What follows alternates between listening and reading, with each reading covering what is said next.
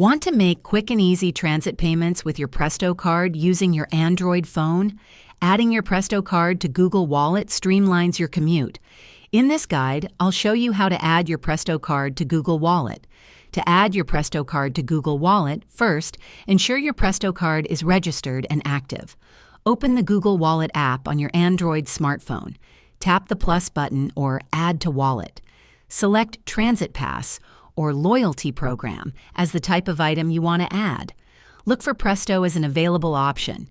You might be prompted to enter your Presto card number and any other required details for verification. Finally, follow the on-screen instructions to complete the process.